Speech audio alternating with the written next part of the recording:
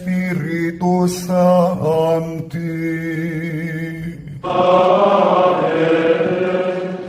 Dominus vobiscum.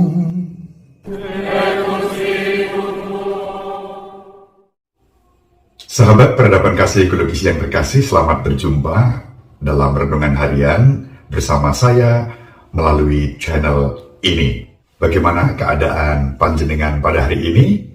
Semoga semuanya berjalan baik dan lancar, diberi kesehatan, kedamaian, dan kesejahteraan.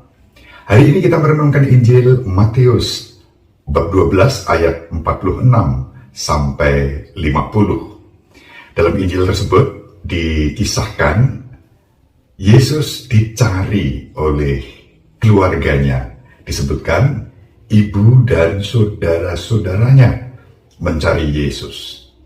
Dan apa reaksi Yesus ketika diberitahukan kepadanya bahwa ibu dan saudara-saudaranya mencari Yesus? Yesus menjawab, "Siapakah ibuku? Siapakah saudaraku?" Dan sambil menunjuk para muridnya, Yesus bersabda, "Siapapun yang melakukan kehendak Bapakku, dialah ibuku, dialah saudaraku." Sahabat peradaban kasih ekologis yang terkasih, apa artinya kalau Yesus menyampaikan reaksi itu dan sabda seperti itu? Tentu Yesus tidak menghormati Maria, ibu yang mengandung, yang melahirkan, yang menyusui, dan membesarkannya. Sama sekali tidak. Kalau Yesus mengatakan ibuku ialah yang melakukan kehendak Bapakku, kita bisa bertanya, siapa yang telah melakukan kehendak Bapa dengan sempurna selain Yesus dan Ibu Maria?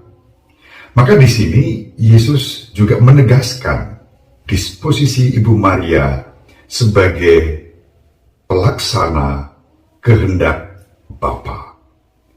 Dan dari situ Yesus hendak mengajarkan kepada kita bahwa siapapun yang melakukan kehendak Bapa, itulah ibunya, itulah saudari-saudaranya. Modelnya jelas, yaitu Ibu Maria.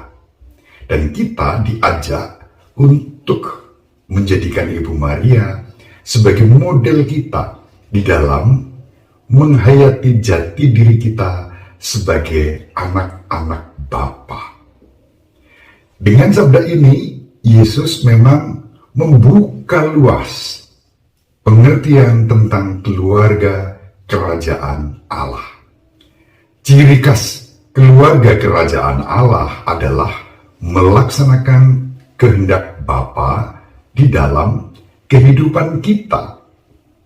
Maka pertanyaannya adalah bagaimana kita sebagai murid-murid Kristus pada zaman ini juga sungguh-sungguh melaksanakan kehendak Bapa di dalam hidup kita.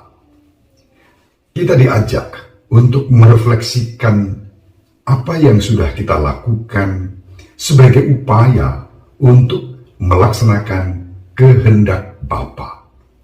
Melaksanakan kehendak Bapa tentu saja tidak hanya dalam arti yang bersifat ritual liturgis. Melaksanakan kehendak Bapa berarti pula mewujudkan iman itu di dalam setiap tindakan dan perilaku kita dalam membangun persaudaraan dengan siapa saja. Siapa saja yang hidupnya ditandai dengan kebaikan dan ketaatan kepada kehendak Allah yang kita sebut Bapa, itulah ciri khas keluarga kerajaan Allah. Maka dalam hal ini kita diajak untuk berpikir lebih inklusif, bukan eksklusif.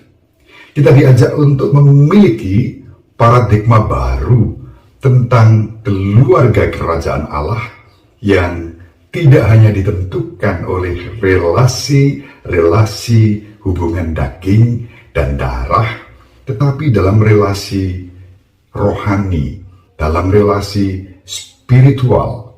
Dan relasi rohani serta spiritual itu diwujudkan di dalam ketaatan kepada kehendak Bapa. Kehendak Bapa jelas, kita hidup dalam kerukunan dan perdamaian dengan siapa saja. Kita hidup di dalam cinta kasih dengan semua orang. Kita hidup sebagai pribadi-pribadi yang mengutamakan cinta kasih, kerukunan, persaudaraan, dan perdamaian. Ciri khas dari orang yang melaksanakan kehendak Bapa adalah hidup dalam perdamaian dan kerukunan, mewujudkan keadilan dengan semua orang dan juga dengan alam semesta ini. Dengan karakter seperti itu, kita dipanggil dan diutus untuk menghadirkan kerajaan Allah di dalam kehidupan kita.